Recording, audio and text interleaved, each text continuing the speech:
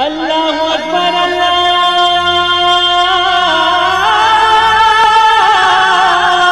اکبر۔ السلام علیکم ورحمۃ اللہ وبرکاتہ۔ الحمدللہ رب العالمین والصلاة والسلام علی اشرف الانبیاء والمرسلین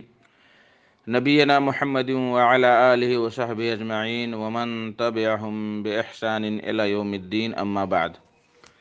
میرے دوستو، بزرگوں، اسلامی بھائیوں اور بہنوں، سامعین و سامعات کرام، صدائے حق سننے والے ساتھیوں، آج 15 رجب 1442 ہجری، 28 فروری 2021 عیسوی،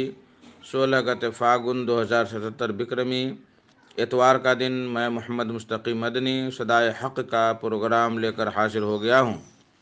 جو روزانہ آپ junk Nandini FM 95.5 mega hertz پر 1:30 بجے سے 2:15 بجے تک سماعت فرماتے آ رہے ہیں۔ آج بھی انشاءاللہ تبارک و تعالی سب سے پہلے تلاوت قرآن مجید سماعت فرمائیں گے، پھر ایک نظم اور پھر ایک عالم کا خطاب۔ تو لیجئے سماعت فرمائیں سب سے پہلے قرآن مجید کی تلاوت۔ اعوذ باللہ من الشیطان الرجیم، بسم اللہ الرحمن الرحیم۔ بعدہ ایک خوبصورت سی نظم سماعت فرمائیں، کلام فضا ابن فیضی کا، آواز نظمت حسین جھارکھنڈ کی، بول ہے: تو ہست تو ہی بود تیری ذات لا شریک، تو ہست تو ہی بود تیری ذات لا شریک، دائم تیرا وجود تیری ذات لا شریک۔ تو ہست تو ہی بود، تو ہست تو ہی بود تیری ذات لا شریک، تو ہست تو ہی بود، تو ہست تو ہی بود تیری ذات لا شریک، تو ہست تو ہی بود، تو ہست تو ہی بود تیری ذات لا شریک، دائم تیرا وجود، دائم تیرا وجود تیری ذات لا شریک، تو ہست تو ہی بود، تو ہست تو ہی بود تیری ذات لا شریک، تو رازق و کریم، تو رازق و کریم تیرا نام کبریا، تو رازق و کریم تیرا نام کبریا، ہم ہیں تیرے حمود، ہم ہیں تیرے حمود تیری ذات لا شریک، تو ہست تو ہی بود، تو ہست تو ہی بود تیری ذات لا شریک، یہ سارے کائنات، یہ سارے کائنات تیرے کن فکا کا نقش، یہ سارے کائنات تیرے کن فکا کا نقش، ہر نقش خوش نمود، ہر نقش خوش نمود تیری ذات لا شریک، تو ہست تو ہی بود، تو ہست تو ہی بود تیری ذات لا شریک، تو ہست تو ہی بود تیری ذات لا شریک، پروردگار خالق پس تو بلند تو، پروردگار خالق پس تو بلند تو، بے بندش و قیود، بے بندش و قیود تیری ذات لا شریک، تو ہست تو ہی بود، تو ہست تو ہی بود تیری ذات لا شریک، تو ہست تو ہی بود۔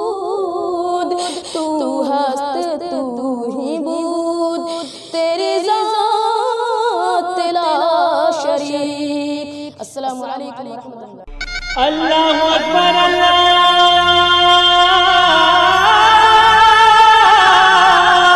اکبر۔ میرے محترم ساتھیو بزرگوں، آج کا خطاب ہے فضیلت الشیخ محمد ہارون تیمی مدنی صاحب کا،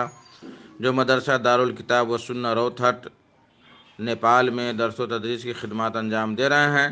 ان کا موضوع ہے میاں بیوی کے حقوق۔ تو لیجئے سماعت فرمائیں شیخ سے ان کا خطاب۔ السلام علیکم ورحمۃ اللہ وبرکاتہ۔ الحمدللہ نحمده ونستعینه ونستغفره ونؤمن به ونتوکل علیہ ونعوذ باللہ من شرور انفسنا ومن سیئات اعمالنا، من يهده الله فلا مضل له ومن يضلله فلا هادي له، واشهد ان لا اله الا الله وحده لا شريك له، واشهد ان محمدا عبده ورسوله، اما بعد فإن خير الحديث كتاب الله وخير الهدي هدي محمد صلى الله عليه وسلم، وشر الأمور محدثاتها وكل محدثة بدعة وكل بدعة ضلالة وكل ضلالة في النار۔ أعوذ بالله من الشيطان الرجيم، بسم الله الرحمن الرحيم۔ يا أيها الذين آمنوا اتقوا الله حق تقاته ولا تموتن إلا وأنتم مسلمون۔ يا أيها الناس اتقوا ربكم الذي خلقكم من نفس واحدة وخلق منها زوجها وبث منهما رجالا كثيرا ونساء، واتقوا الله الذي تساءلون به والأرحام إن الله كان عليكم رقيبا۔ يا أيها الذين آمنوا اتقوا الله وقولوا قولا سديدا يصلح لكم أعمالكم ويغفر لكم ذنوبكم، ومن يطع الله ورسوله فقد فاز فوزا عظیما۔ اما بعد، سامعین و سامعات، دینی ملی بھائیو، بزرگوں اور دوستو، Janak Nandini FM 95.5 megahertz Janakpur Dham دھنوشا Nepal سے روزانہ صدائے حق کا ریڈیو پروگرام جو نشر ہوتا ہے، آج کے اس خطبے میں، اس محاضرے میں میرا موضوع سخن ہے میاں اور بیوی کے آپسی حقوق، یعنی حقوق الزوجین۔ حضرات گرامی، میاں اور بیوی کے آپس میں ایک دوسرے کے حقوق و ادھیکار کو اسلام نے محفوظ کیا ہے۔ اس ضمن میں نبی کریم صلی اللہ علیہ وسلم کی بہت ساری احادیث ہیں۔ ایک مرتبہ ایک عورت نبی کریم صلی اللہ علیہ وسلم کی خدمت میں حاضر ہوئیں، اور جب وہ اپنی حاجت سے فارغ ہو گئیں تو آپ صلی اللہ علیہ وسلم نے ان سے پوچھا، کیا تمہارا خاوند موجود ہے؟ اس نے کہا، جی ہاں۔ آپ صلی اللہ علیہ وسلم نے پوچھا، تم اس سے کیسا سلوک کرتی ہو، کیسا ویوہار کرتی ہو؟ اس نے کہا، میں ہر طرح سے اس کی خدمت کرتی ہوں سوائے اس کے کہ میں عاجز آ جاؤں۔ تو آپ نے فرمایا، فانظری این انتی منہ فانما ہوا جنتک و نارک، کہ تم اس سے کیسا سلوک کرتی ہو، ذرا اس بات کا اچھی طرح سے جائزہ لے لینا، اور یاد رکھنا وہی تمہاری جنت اور وہی تمہاری جہنم ہے۔ اس حدیث کا مفہوم یہ ہے کہ اگر بیوی اپنے خاوند کی خدمت گزار ہو تو اس کی بدولت جنت میں جائے گی، اور اگر وہ خدمت گزار نہ ہو تو وہ جہنم میں جائے گی۔ اس دور کی خواتین کو اس امت کی اولین خواتین کے نقش قدم پہ چلنا چاہیے، جو اپنے خاوندوں کی خدمت کیا کرتی تھیں اور اس سلسلے میں کوئی کوتاہی نہیں کرتی تھی۔ حضرت فاطمہ رضی اللہ عنہا، جو کہ نبی کریم صلی اللہ علیہ وسلم کی لخت جگر تھیں، جنہیں آپ نے سیدۃ نساء اہل الجنہ، جنت کی عورتوں کی سردار کی بشارت سنائی تھی، وہ اپنے خاوند حضرت علی رضی اللہ عنہ کی خدمت کیا کرتی تھیں، اور گھر کے کام کاج میں محنت و مشقت کا عالم یہ تھا کہ چکی پیس پیس کر ہاتھوں پر چھالے پڑ جاتے تھے۔ جب رسول اللہ صلی اللہ علیہ وسلم کے پاس چند قیدی آئے تو آپ صلی اللہ علیہ وسلم سے ایک خادم کا سوال کرنے آئیں،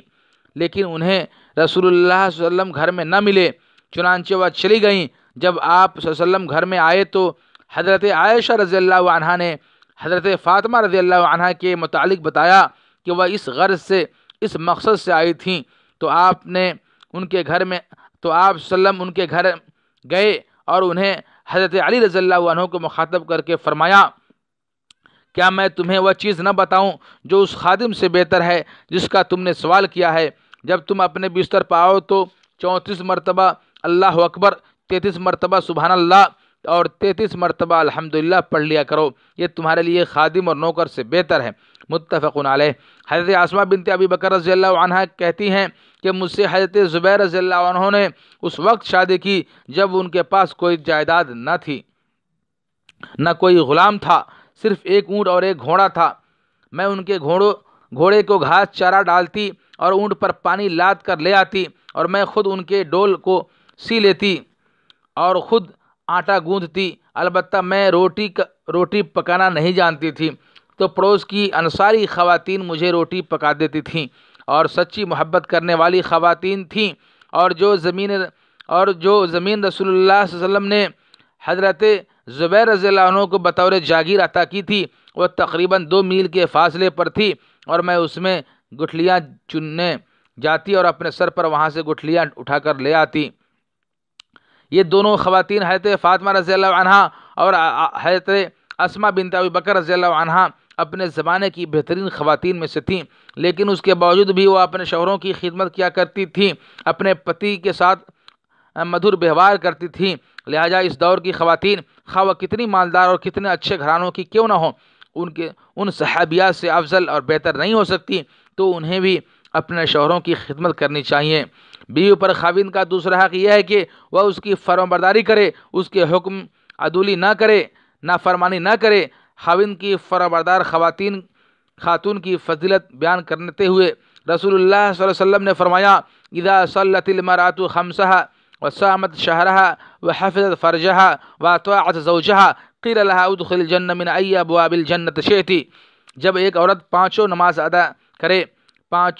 نمازیں ادا کرے، ماہ رمضان کے روزے رکھے، اپنی عزت کی حفاظت کرے، اپنے خاوند کی اطاعت کرے، تو اس سے کہا جائے گا تم جنت کے جس دروازے سے چاہو جنت میں داخل ہو جاؤ۔ حضرت ابو ہریرہ رضی اللہ عنہ سے روایت ہے کہ رسول اللہ صلی اللہ علیہ وسلم سے سوال کیا گیا کہ عورتوں میں سے کون سی عورت سب سے افضل اور بہتر ہے، تو آپ صلی اللہ علیہ وسلم نے ارشاد فرمایا: التی تسرہ اذا نذر وتطیعہ اذا امر ولا تخالفہ فی نفسها ومالها بما یکرہ، کہ اسے خاوند کو یعنی شوہر کو خوش کر دے جب وہ اسے دیکھے، اس کی فرمانبرداری کرے جب وہ اسے حکم دے، اپنے نفس مال میں اس کی خلاف ورزی نہ کرے جسے وہ ناپسند کرے۔ اور خاوند کی نافرمانی کرنا اتنا بڑا گناہ ہے کہ اس کی وجہ سے نافرمان بیوی کی نماز تک قبول نہیں ہوتی، جیسا کہ رسول اللہ صلی اللہ علیہ وسلم کا ارشاد گرامی ہے: اثنان لا تجاوز صلاتهما رؤوسهما عبد ابق من موالیہ حتی یرجع وامرأۃ عصت زوجها حتی ترجع۔ دو آدمیوں کی نماز ان کے سروں سے اوپر نہیں جاتی، ایک اپنے آقاؤں سے بھاگا ہوا غلام یہاں تک کہ وہ واپس آ جائے، اور دوسری وہ عورت جو اپنے خاوند کے نافرمان ہو یہاں تک کہ وہ اس کی فرمانبردار بن جائے۔ ہاں، یہ بات یاد رہے کہ خاوند کی اطاعت اس وقت تک ضروری ہے جب تک اللہ تعالیٰ کی نافرمانی نہ ہو، اور اگر خاوند کسی ایسی بات کا حکم دے جس میں اللہ تعالیٰ کی نافرمانی ہو تو اس میں خاوند کی اطاعت ہرگز نہیں ہوگی، جیسا کہ رسول اللہ صلی اللہ علیہ وسلم کا ارشاد گرامی ہے: لا طاعت لأحد فی معصیۃ اللہ انما الطاعۃ فی المعروف۔ متفق علیہ، کہ اللہ تعالیٰ کی نافرمانی میں کسی کی اطاعت نہیں، اطاعت تو صرف نیکی کے کاموں میں ہے۔ بیوی پر خاوند کا ایک حق یہ ہے کہ وہ اس کی اجازت کے بغیر نفلی روزہ نہ رکھے، جیسا کہ رسول اللہ صلی اللہ علیہ وسلم کا ارشاد گرامی ہے: لا يحل للمرأة ان تصوم وزوجها شاہد الا باذنہ۔ کسی عورت کے لیے حلال نہیں کہ وہ خاوند کی موجودگی میں اس کی اجازت کے بغیر نفلی روزے رکھے۔ متفق علیہ۔ بیوی پر خاوند کا ایک حق یہ ہے کہ وہ اس کے مال اور جائیداد کی حفاظت کرے اور خاوند کی اجازت کے بغیر اس کے مال میں کوئی تصرف نہ کرے۔ حضرت ابو امامہ الباہلی رضی اللہ عنہ کہتے ہیں کہ رسول اللہ صلی اللہ علیہ وسلم نے خطبہ حجۃ الوداع میں فرمایا تھا: لا تنفق المرأة شيئا من بيت زوجها الا باذن زوجها قيل يا رسول الله ولا الطعام قال لا قال ذاك افضل اموالنا۔ کوئی عورت اپنے خاوند کے گھر سے اس کی اجازت کے بغیر کچھ بھی خرچ نہ کرے۔ آپ صلی اللہ علیہ وسلم سے پوچھا گیا کہ اے اللہ کے رسول، وہ کھانا بھی کسی کو نہ دے؟ تو آپ نے فرمایا کھانا تو بہترین مال ہے۔ بیوی پر خاوند کا ایک حق یہ ہے کہ وہ خاوند کی اجازت کے بغیر گھر میں کسی کو داخل ہونے کی اجازت نہ دے۔ رسول اکرم صلی اللہ علیہ وسلم کا ارشاد گرامی ہے وَلَا تَأْذَنَّ فِي بَيْتِهِ إِلَّا بِإِذْنِهِ کہ خاوند کے گھر میں اس کی اجازت کے بغیر کسی کو داخل ہونے کی اجازت نہ دے۔ متفق علیہ۔ خطبہ حجۃ الوداع میں رسول اللہ صلی اللہ علیہ وسلم نے فرمایا تھا الا ان لکم علی نسائکم حقا ولنسائکم علیکم حقا فاما حقکم علی نسائکم فلا یؤتین فروشکم من تکرہون ولا یأذن فی بیوتکم لمن تکرہون کہ خبردار بے شک تمہاری بیویوں پر حق ہے اور تمہاری بیویوں کا تم پر حق ہے۔ رہا تمہاری بیویوں پر حق تو وہ یہ ہے کہ تمہارے بستروں پر کسی ایسے شخص کو نہ آنے دیں جسے تم ناپسند کرو، اور نہ ہی وہ تمہارے گھروں میں کسی ایسے شخص کو داخل ہونے کی اجازت دیں جو آپ کو ناپسند ہو۔ بیوی پر خاوند کا ایک حق یہ بھی ہے کہ وہ ہر حال میں اس کی شکر گزار رہے اور کبھی اس کی ناشکری نہ کرے، کیونکہ خاوند کی ناشکری کرنا حرام ہے اور بہت بڑا گناہ ہے۔ نبی کریم محمد صلی اللہ علیہ وسلم کا ارشاد گرامی ہے کہ آپ صلی اللہ علیہ وسلم کو جہنم دکھلائی گئی تو اس میں زیادہ تر عورتیں تھیں جو خاوند کی ناشکری کرتی تھیں، اس کے احسانات کو بھلاتی تھیں۔ اگر ان میں سے کسی ایک پر تم زندگی بھر احسانات کرتے رہو، پھر وہ تمہاری طرف سے کوئی کمی کوتاہی دیکھ لے تو کہتی ہے میں نے تو کبھی تجھ سے کوئی خیر دیکھی ہی نہیں۔ متفق علیہ۔ اور ناشکر گزار بیوی کے متعلق رسول اللہ صلی اللہ علیہ وسلم کا ارشاد ہے لا ينظر الله تبارک وتعالى الى امرأة لا تشکر لزوجها وهي لا تستغنی عنه۔ صحیح الترغیب والترہیب للالبانی۔ اللہ تبارک و تعالیٰ اس عورت کی طرف دیکھتا ہی نہیں جو اپنے خاوند کی ناشکر گزار ہو حالانکہ وہ اس کے بغیر رہ نہیں سکتی۔ ان احادیث کے پیش نظر بیوی پر لازم ہے، ضروری ہے کہ وہ اپنے خاوند کی شکر گزار اور احسان مند ہو اور اس کے تمام حقوق ادا کرنے کی کوشش کرے۔ رسول اکرم صلی اللہ علیہ وسلم کا ارشاد ہے لا يصلح لبشر ان يسجد لبشر ولو صلح لبشر ان يسجد لبشر لامرت المرأة ان تسجد لزوجها لعدم حقه عليها۔ کسی انسان کے لیے حلال نہیں کہ وہ کسی انسان کے سامنے سجدہ ریز ہو، اور اگر ایسا کرنا درست ہوتا تو میں عورت کو حکم دیتا کہ وہ اپنے خاوند کے سامنے سجدہ ریز ہو، کیونکہ اس پر اس کا حق بہت بڑا ہے۔ اور بیوی کو یہ بات یاد رکھنی چاہیے کہ وہ اللہ تعالیٰ کا حق اس وقت تک ادا نہیں کر سکتی جب تک کہ وہ اپنے شوہر کا حق ادا نہ کرے، جیسا کہ حضرت زید بن ارقم رضی اللہ عنہ سے روایت ہے کہ آپ صلی اللہ علیہ وسلم نے فرمایا المرأة لا تؤدي حق الله حتى تؤدي حق زوجها حتى لو سألها وهي على ظهر قطب لم تمنعه نفسها۔ صحیح الترغیب والترہیب للالبانی۔ کہ عورت اللہ تعالیٰ کا حق ادا نہیں کر سکتی یہاں تک کہ وہ اپنے شوہر کا حق ادا کرے، حتیٰ کہ اگر وہ کجاوے کی پیٹھ پر ہو اور اس کا شوہر اسے اپنی حاجت کے لیے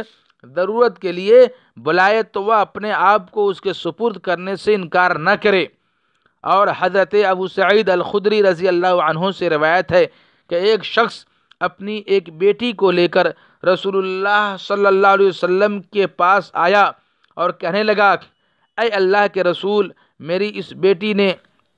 شادی کرنے سے انکار کر دیا ہے۔ تو رسول اکرم صلی اللہ علیہ وسلم نے فرمایا اپنے باپ کی فرمانبرداری کرو۔ اس نے کہا اس اللہ کی قسم جس نے آپ کو حق کے ساتھ مبعوث فرمایا، میں اس وقت تک شادی نہیں کروں گی جب تک آپ مجھے یہ نہیں بتاتے کہ بیوی پر خاوند کا یعنی پتنی پر پتی کا حق ادھیکار کیا ہے۔ تو آپ صلی اللہ علیہ وسلم نے فرمایا حق الزوج علی زوجته لو كانت به قرحة فلحستها او انتثر من خراه سديدا او دما ثم ابتلعته ما ادت حقه۔ صحیح الترغیب والترہیب للالبانی۔ بیوی پر شوہر کا حق اتنا بڑا ہے، پتنی پر پتی کا ادھیکار اتنا بڑا ہے کہ اگر اس پر کوئی زخم ہو اور وہ اسے چاٹ لے یا اس کے نتنوں سے پیپ یا خون بہ نکلے اور وہ اسے نگل لے تب بھی وہ اس کا حق ادا نہیں کر سکتی۔ اس لڑکی نے کہا اس اللہ کی قسم جس نے آپ کو حق کے ساتھ مبعوث فرمایا، حق کے ساتھ بھیجا، تب تو میں کبھی شادی نہیں کروں گی۔ تو آپ صلی اللہ علیہ وسلم نے فرمایا لڑکیوں کی شادی ان کی اجازت کے بغیر نہ کیا کرو۔ ان تینوں حدیث کو سامنے رکھ کر آپ اندازہ کر سکتے ہیں کہ شریعت میں خاوند کے حقوق کو کتنا اہم قرار دیا ہے، پتی کے ادھیکار کو کتنا مہتو دیا ہے، کتنا اہمیت دیا ہے، کتنا اہم قرار دیا گیا ہے، اور بیوی کو ان کے حق کو ادا کرنے کی کتنی سخت تاکید کی گئی ہے، کتنے پرزور لفظوں میں کہا گیا ہے کہ اپنے شوہروں کے حقوق کو ادا کرو، اپنے شوہروں کی اطاعت و فرما برداری کیا کرو، اپنے پتیوں کے ادھیکار کو بجا لاؤ۔ تو اسلام نے میاں اور بیوی دونوں کے حقوق کو محفوظ کیا ہے، دونوں کے ادھیکار کو سرکشت کیا ہے۔ سامعین کرام، بیوی پر خاوند کے حقوق، پتنی پر پتی کے ادھیکار تو آپ نے معلوم کر لیے، آپ کو بتایا جا چکا۔ آئیے اب خاوند پر یعنی پتی پر بیوی کے پتنی کے ادھیکار اور حقوق بھی جان لیجیے۔ خاوند پر بیوی کا پہلا حق یہ ہے کہ وہ اسے حق مہر ادا کرے، یعنی ہر پتی پر پتنی کا پہلا ادھیکار یہ ہے کہ وہ اسے حق مہر ادا کرے۔ اللہ تعالیٰ کا فرمان ہے وَآتُوا النِّسَاءَ صَدُقَاتِهِنَّ نِحْلًا فَإِن طِبْنَ لَكُمْ عَنْ شَيْءٍ مِّنْهُ نَفْسًا فَكُلُوهُ هَنِيًّا مَرِيًّا، سورۃ النساء آیت نمبر 4۔ اور عورتوں کو ان کے مہر راضی خوشی دے دو، ہاں اگر وہ خود اپنی خوشی سے کچھ مہر چھوڑ دیں تو اسے شوق سے خوش ہو کر کھاؤ۔ اس آیت میں عورتوں کا مہر انہیں ادا کرنے کا حکم دیا گیا ہے، لہذا شوہروں پر لازم ہے کہ وہ اللہ تعالیٰ کے اس حکم کی تعمیل کرتے ہوئے اپنی بیویوں کو ان کا حق مہر ادا کریں۔ ہاں اگر کوئی عورت خود اپنی مرضی سے کچھ مہر معاف کر دے تو وہ مرد کے لیے حلال ہے، لیکن سرے سے اس کو اس کا حق ادا کرنے سے انکار کر دینا یا زبردستی اس سے حق مہر معاف کروا لینا بہت بڑا جرم ہے، اور عورت پر ظلم و زیادتی ہے۔ اس کی سنگینی کا اندازہ آپ اس حدیث سے کر سکتے ہیں۔ رسول اللہ صلی اللہ علیہ وسلم کا ارشاد گرامی ہے ایما رجل تزوج امرأة على ما قل من المہر او کثر لیس فی نفسی ان یودی الیہ حقها خدعها فمات ولم یودی الیہ حقها لقی اللہ یوم القیامہ وهو زان، صحیح الترغیب والترہیب للالبانی، کہ جو شخص کم یا زیادہ حق مہر پر کسی عورت سے شادی کرے اور اس کے دل میں اس کا حق اسے ادا کرنے کا خیال ہی نہ ہو تو وہ اس سے دھوکہ کرتا ہے، پھر اس حال میں اس کی موت آ جائے کہ ابھی اس نے اس کا حق ادا نہیں کیا تھا، تو قیامت کے دن وہ اللہ تعالیٰ سے اس حالت میں ملے گا کہ وہ زانی بدکار ہوگا۔ حق مہر کے سلسلے میں ظلم و زیادتی کا ایک پہلو یہ بھی ہے کہ شوہر کی جانب سے اگر بیوی کو اس کا حق مہر ادا کر دیا جائے تو بعض اوقات اس کا والد اس پر قبضہ کر لیتا ہے، حالانکہ حق مہر تو خالصتاً بیوی کا ہی حق ہوتا ہے جو اسے ہی ملنا چاہیے۔ ہاں اگر عورت اپنی خوشی سے مہر کا کچھ حصہ اپنے والد کو دے دے تو وہ اس کے لیے حلال ہے۔ شریعت میں حق مہر کی مقدار متعین نہیں کی گئی اور اسے نکاح کرنے والے کی مالی حیثیت پر چھوڑ دیا گیا ہے، اس لیے ہر شخص اپنی طاقت کے مطابق ہی حق مہر دینے کا پابند ہے، اور اسے اتنا حق مہر ہی طے کرنا چاہیے جتنا وہ بآسانی دے سکتا ہو۔ لیکن اس دور میں کئی لوگ بوقت نکاح تو بڑھا چڑھا کر حق مہر مقرر کر دیتے ہیں، مگر اس کے بعد یا تو حالات کی مجبوری کے باعث ادا نہیں کر سکتے یا پھر جان بوجھ کر پورا حق مہر ہی کھا جاتے ہیں، یا اس کا کچھ حصہ تو ادا کر دیتے ہیں اور باقی ہضم کر جاتے ہیں، یا پھر عورت پر دباؤ ڈال کر یا اسے بہلا کر پورا حق مہر یا اس کا کچھ حصہ اس سے معاف کروا لیتے ہیں۔ تو اس ظلم و زیادتی تک نوبت ہی کیوں آئے؟ اگر شروع ہی سے اپنی حیثیت کے مطابق حق مہر مقرر کر دیا جائے جو بآسانی ادا کیا جا سکے تو کیا وہ بہتر نہیں؟ اور جب اللہ تعالیٰ نے اور اسی طرح اس کے رسول صلی اللہ علیہ وسلم نے حق مہر کی مقدار متعین نہیں فرمائی تو ہم خواہ مخواہ اپنے آپ کو مشقت میں کیوں ڈالیں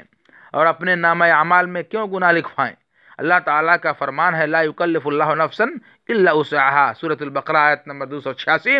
اللہ تعالیٰ کسی جان کو اس کی طاقت سے زیادہ تکلیف نہیں دیتا، بلکہ یہ بات معلوم ہونی چاہیے کہ اگر انسان کی مالی حیثیت کمزور ہو، اس کی آرتھک استھتی کمزور ہو تو وہ کم حق مہر پر شادی کر سکتا ہے، جیسا کہ ایک حدیث میں آتا ہے کہ ایک شخص جس نے رسول اللہ صلی اللہ علیہ وسلم کے پاس شادی کرنے کا ارادہ ظاہر کیا تو اس کو آپ صلی اللہ علیہ وسلم نے حکم دیا کہ التمس ولو خاتما من حدید، جاؤ ایک لوہے کی انگوٹھی ہی ڈھونڈ لاؤ۔ پھر جب اس شخص کو لوہے کی انگوٹھی بھی نہ ملی تو آپ صلی اللہ علیہ وسلم نے اس سے پوچھا کیا تمہیں قرآن کی کچھ صورتیں یاد ہیں؟ اس نے کہا ہاں، تو آپ صلی اللہ علیہ وسلم نے فرمایا جاؤ اسے یہ صورتیں ہی سکھلا دینا، میں نے اسی کے عوض تمہاری اس سے شادی کر دی ہے، متفق علیہ۔ اس سے یہ ثابت ہوا کہ اگر کوئی شخص زیادہ حق مہر ادا نہ کر سکتا ہو تو وہ کم قیمت والی چیز کے عوض شادی کر سکتا ہے، کیونکہ لوہے کی انگوٹھی بظاہر اتنی قیمت والی نہیں ہو سکتی۔ اسی طرح جب حضرت علی رضی اللہ تعالیٰ عنہ نے حضرت فاطمہ رضی اللہ تعالیٰ عنہا سے شادی کرنے کا ارادہ ظاہر کیا تو رسول اللہ صلی اللہ علیہ وسلم نے فرمایا اسے کچھ نہ کچھ دو۔ حضرت علی نے کہا میرے پاس تو کچھ بھی نہیں ہے، تو رسول اللہ صلی اللہ علیہ وسلم نے پوچھا تمہاری وہ حتمی زرہ کہاں ہے؟ انہوں نے جواب دیا وہ میرے پاس ہے، تو آپ نے فرمایا وہی اس کو دے دو۔ یہ تھا حضرت فاطمہ رضی اللہ عنہ کا حق مہر، جو کہ رسول اللہ صلی اللہ علیہ وسلم کی صاحبزادی تھیں اور جن کو آپ نے سیدۃ النساء اہل الجنہ کی بشارت دی، خطاب دیا۔ اس سے ثابت ہوا کہ کم حق مہر پر شادی کی جا سکتی ہے۔ شریعت میں اگرچہ حق مہر کی مقدار متعین نہیں کی گئی ہے، لیکن اس بات کی طرف ترغیب ضرور دلائی گئی ہے کہ حق مہر کم ہو اور اتنا ہو جو اتنا آسانی سے ادا کیا جا سکے۔ اسی لیے رسول اللہ صلی اللہ علیہ وسلم نے ارشاد فرمایا خیر النکاح ایسرہ، بہترین نکاح وہ ہے جو بآسانی ہو جائے۔ آپ صلی اللہ علیہ وسلم نے فرمایا خیر الصداق ایسرہ، بہترین حق مہر وہ ہے جو بآسانی ادا کیا جا سکے۔ اور خود رسول اللہ صلی اللہ علیہ وسلم نے اپنی ازواج مطہرات کو بہت زیادہ حق مہر نہیں دیا تھا۔ ابو سلمہ بن عبد الرحمن کہتے ہیں کہ میں نے حضرت عائشہ رضی اللہ تعالی عنہا سے سوال کیا کہ رسول اللہ صلی اللہ علیہ وسلم نے اپنی بیویوں کو کتنا حق مہر دیا تھا؟ انہوں نے کہا آپ صلی اللہ علیہ وسلم نے اپنی بیویوں کو صرف 12.5 اوقیہ چاندی بطور حق مہر ادا کی، جو کہ 500 درہم کے برابر بنتی ہے، رواہ مسلم۔ جبکہ سعودی عرب کے بعض اہل علم نے ذکر کیا ہے کہ موجودہ دور کے مطابق 500 درہم چاندی کا وزن 1487 گرام بنتا ہے، اور اگر یہ دیکھا جائے کہ اس دور میں اتنے وزن پر چاندی کے برابر سونا کتنا تھا، تو ان کا کہنا ہے کہ رسول اللہ صلی اللہ علیہ وسلم کے زمانے میں چاندی کے 12 درہم سونے کے 1 دینار کے برابر ہوتے تھے۔ اس لحاظ سے 500 درہم چاندی 41.5 دینار سونے کے برابر ہوگی، اور 1 دینار سونا آج کل کے وزن کے مطابق تقریباً 4.25 گرام کا ہوتا ہے۔ یوں 41.5 دینار سونے کا وزن تقریباً 176 گرام ہوگا، واللہ عالم۔ حضرت انس رضی اللہ تعالی عنہ کہتے ہیں کہ رسول اللہ صلی اللہ علیہ وسلم نے حضرت عبد الرحمن بن عوف رضی اللہ عنہ پر زرد رنگ کے کچھ آثار دیکھے تو آپ نے ان سے پوچھا یہ کیا ہے؟ انہوں نے جواب دیا میں نے ایک گٹھلی کے وزن کے برابر سونا دے کر ایک عورت سے شادی کی ہے، تو آپ نے انہیں مبارکباد دی اور ولیمہ کرنے کا حکم دیا، متفق علیہ۔ ان تمام احادیث سے یہ ثابت ہوتا ہے کہ کم حق مہر ہی مستحب ہے۔ ظاہر ہے کہ کوئی خاتون ازواج مطہرات اور دیگر صحابیات سے تو افضل نہیں ہو سکتی۔ جب ان کا حق مہر اتنا کم تھا تو اس دور کی خواتین یا ان کے سرپرستوں کو زیادہ حق مہر کا مطالبہ نہیں کرنا چاہیے۔ امام ابن تیمیہ رحمۃ اللہ کا کہنا ہے جس شخص کو اس کا نفس اس بات کی طرف دعوت دیتا ہو کہ اس کی بیٹی کا حق مہر نبی کریم صلی اللہ علیہ وسلم کی صاحبزادیوں اور بیویوں کے حق مہر سے زیادہ ہو، حالانکہ وہ تو دنیا بھر کی خواتین کی بنسبت زیادہ فضیلت والی ہیں، اور تو وہ شخص یقیناً جاہل اور احمق ہے۔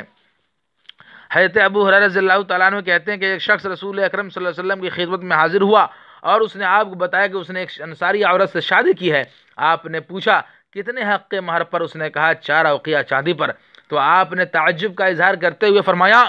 4 اوقیہ، یوں لگتا ہے جیسے تم اس پہاڑ کے دامن سے چاندی کوریدتے ہو، رواہ مسلم۔ یعنی آپ صلی اللہ علیہ وسلم نے 4 اوقیہ چاندی پر ناپسندیدگی کا اظہار فرمایا۔ اس سے معلوم ہوا کہ حق مہر بڑھا چڑھا کر مقرر کرنا شریعت میں مرغوب نہیں۔ اسی لیے حضرت عمر رضی اللہ تعالیٰ عنہ نے کہا تھا، تم عورتوں کے حق مہر بڑھا چڑھا کر مقرر نہ کیا کرو، کیونکہ زیادہ حق مہر دینا اگر دنیا میں عزت و تکریم کا باعث ہوتا یا اللہ کے ہاں یہ تقوی کی بات ہوتی تو اس کے زیادہ حقدار حضرت محمد صلی اللہ علیہ وسلم تھے، لیکن آپ نے اپنی کسی بیوی یا اپنی کسی بیٹی کو 12 اوقیہ چاندی سے زیادہ حق مہر نہیں دیا۔ حضرت جابر رضی اللہ تعالیٰ عنہ سے روایت ہے، خاوند پر بیوی کا دوسرا حق یہ ہے کہ وہ اسے اپنی طاقت اور عرف عام کے مطابق نان و نفقہ اور رہائش مہیا کرے اور اس کے جائز اخراجات کو پورا کرے۔ حضرت جابر رضی اللہ تعالیٰ عنہ سے روایت ہے کہ رسول اللہ صلی اللہ علیہ وسلم نے خطبہ حجۃ الوداع میں ارشاد فرمایا تھا، وَلَهُنَّ عَلَيْكُمْ رِزْقُهُنَّ وَكِسْوَتُهُنَّ بِالْمَعْرُوفِ، رواہ مسلم، حدیث نمبر 1218، کہ عورتوں کا تم پر حق ہے کہ تم انہیں عرف عام کے مطابق خوراک اور پوشاک مہیا کرو۔ حضرت معاویہ القشیری رضی اللہ عنہ کہتے ہیں کہ میں نے اللہ کے رسول صلی اللہ علیہ وسلم سے پوچھا کہ بیوی کا خاوند پر کیا حق ہے، تو آپ نے فرمایا، ان تطعمها اذا طعمت وتكسوها اذا اكتسبت ولا تضرب الوجه ولا تقبح ولا تهجر الا في البيت۔ اس کا حق یہ ہے کہ جب تم خود کھاؤ تو اس کو بھی کھلاؤ، اور جب تم خود پہنو تو اس کو بھی پہناؤ، اور منہ پر نہ مارو اور گالی گلوچ نہ کرو، اگر اسے چھوڑنا چاہو تو گھر ہی میں چھوڑو۔ ان احادیث مبارکہ سے ثابت ہوا کہ بیوی کا نان و نفقہ اور لباس وغیرہ خاوند کے ذمہ ہے، اور خاوند کو یہ بات یاد رکھنی چاہیے کہ وہ جو کچھ اپنے اہل و عیال پر خرچ کرے گا، اگر اس میں وہ اپنی نیت درست کر لے اور اللہ تعالیٰ سے اجر و ثواب کا طلبگار ہو تو اس کا ہر چھوٹا بڑا خرچ اس کے لیے صدقہ بن جائے گا۔ حضرت سعد بن ابی وقاص رضی اللہ عنہ سے روایت ہے کہ رسول اللہ صلی اللہ علیہ وسلم نے فرمایا، وَإِنَّكَ لَن تُنْفِقَ نَفْقَةً تَبْتَغِي بِهَا وَجْهَ اللَّهِ إِلَّا أُجِرْتَ عَلَيْهَا حَتَّى مَا تَجْعَلُ فِي امْرَأَتِكَ متفق علیہ، اور تو جو بھی خرچ کرے گا اس پر تجھے اجر دیا جائے گا، بشرطے کہ اس کے ذریعے اللہ کی رضا کا طلبگار ہو، حتیٰ کہ تو جو لقمہ اپنی بیوی کے منہ میں ڈالے گا اس پر بھی تجھے اجر دیا جائے گا۔ حضرت ابو مسعود البدری رضی اللہ عنہ سے روایت ہے کہ رسول اللہ صلی اللہ علیہ وسلم نے فرمایا، اذا انفق الرجل على اهله نفقة وهو يحتسبها كانت له صدقہ، جب ایک شخص اپنے گھر والوں پر خرچ کرے اور وہ اجر کا طلبگار ہو تو اس کے لیے صدقہ بن جاتا ہے، متفق علیہ۔ حضرت ابو ہریرہ رضی اللہ عنہ سے روایت ہے کہ رسول اللہ صلی اللہ علیہ وسلم نے فرمایا، دینار انفقته فی سبیل اللہ ودینار انفقته فی رقبۃ ودینار تصدقت به علی مسکین ودینار انفقته علی اہلک اعظمها اجر الذی انفقته علی اہلک، رواہ مسلم، حدیث نمبر 995۔ ایک دینار وہ ہے جسے تم اللہ کے راستے میں خرچ کرتے ہو، اور ایک دینار وہ ہے جسے تم ایک غلام کی گردن کو آزاد کروانے میں لگاتے ہو، اور ایک دینار وہ ہے جس کے ساتھ تم ایک مسکین پر صدقہ کرتے ہو، اور ایک دینار وہ ہے جسے تم اپنے گھر والوں پر خرچ کرتے ہو۔ ان سب میں زیادہ اجر والا دینار وہ ہے جسے تم اپنے گھر والوں پر خرچ کرتے ہو۔ خاوند پر یعنی پتی پر بیوی کا پتنی کا ایک حق یہ ہے کہ اس کے ساتھ اچھے طریقے سے بود و باش رکھے، جیسا کہ اللہ تعالیٰ نے فرمایا، وَعَاشِرُوهُنَّ بِالْمَعْرُوفِ فَإِن كَرِهْتُمُوهُ فَعَسَىٰ أَن تَكْرَهُوا شَيْئًا وَيَجْعَلَ اللَّهُ فِيهِ خَيْرًا كَثِيرًا، سورۃ النساء آیت نمبر 19۔ اور ان کے ساتھ بھلے طریقے سے زندگی بسر کرو، اگر وہ تمہیں ناپسند ہو تو ہو سکتا ہے کہ کوئی چیز تمہیں تو ناگوار ہو مگر اللہ تعالیٰ نے اس میں بہت بھلائی رکھ دی ہو، یعنی ان کے ساتھ اچھے انداز سے رہو، اچھا ویوہار کرو، اچھا برتاؤ کرو، ان سے اچھا سلوک کرو، اور ان سے نرم رویہ اور عمدہ برتاؤ رکھو، جیسا کہ تم خود ان سے یہ توقع رکھتے ہو کہ وہ تمہارے ساتھ اچھے انداز سے رہیں اور ہر طرح سے تمہارا خیال رکھیں۔ اچھے طرز بود و باش کے سلسلے میں رسول اللہ صلی اللہ علیہ وسلم ہمارے لیے بہترین نمونہ ہے، چنانچہ آپ صلی اللہ علیہ وسلم اپنی ازواج مطہرات کے ساتھ بہت عمدہ برتاؤ کرتے تھے، ان کا دل بہلاتے تھے، ان سے بعض اوقات مزاح بھی کرتے تھے۔ نماز عشاء کے بعد آپ اپنی تمام بیویوں کے سے حال احوال دریافت کرتے، ان سے گفتگو فرماتے، ان کے ساتھ کھانا تناول فرماتے اور باری باری ہر ایک کے ساتھ آرام فرماتے۔ الغرض یہ کہ آپ صلی اللہ علیہ وسلم ہر طرح سے اپنی بیویوں کے ساتھ حسن سلوک کرتے تھے، مدھر ویوہار کرتے تھے۔ آپ صلی اللہ علیہ وسلم مختلف مواقع پر عورتوں کا یہ حق صحابہ کرام کے سامنے بیان کرتے۔ اس سلسلے میں حضرت ابو ہریرہ رضی اللہ تعالیٰ عنہ سے روایت ہے کہ رسول اللہ صلی اللہ علیہ وسلم نے فرمایا، اکمل المؤمنین ایمانا احسنهم خلقا وخیارکم خیارکم لنسائہم، مومنوں میں سب سے کامل ایمان والا وہ ہے جو ان میں سے اچھے اخلاق کا حامل ہو، اور تم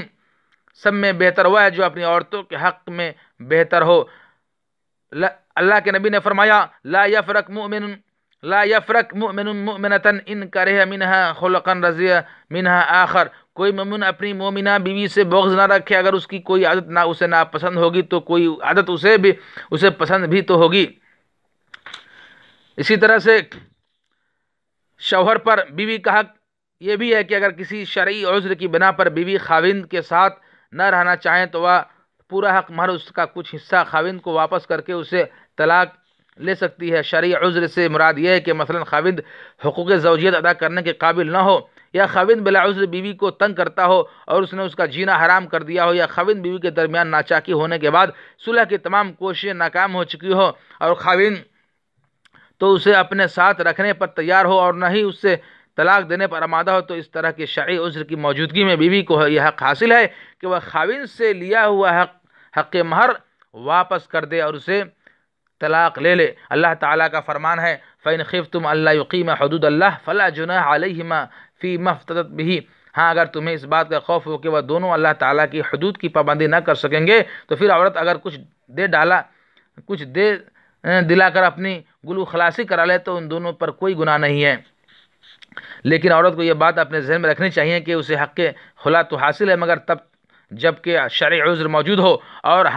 رہا بغیر شرعی عذر کے طلاق کا مطالبہ کرنا تو یہ بہت بڑا گناہ ہے، جیسا کہ رسول اکرم صلی اللہ علیہ وسلم کا ارشاد گرامی ہے ایما امرأۃ سألت زوجها الطلاق من غیر ما بأس فحرام علیہ رائحۃ الجنہ، جو عورت بغیر کسی معقول عذر کے اپنے خاوند سے طلاق کا مطالبہ کرے اس پر جنت کی خوشبو تک حرام ہو جاتی ہے۔ یہ تھے خاوند بیوی کے ایک دوسرے پر حقوق۔ اللہ تعالیٰ سے دعا ہے کہ وہ ہمیں دین حنیف کی تعلیمات پر عمل پیرا ہونے کی توفیق عطا فرمائے، آمین ثم آمین، وآخر الدعوانا الحمد للہ رب العالمین۔ اللہ اکبر اللہ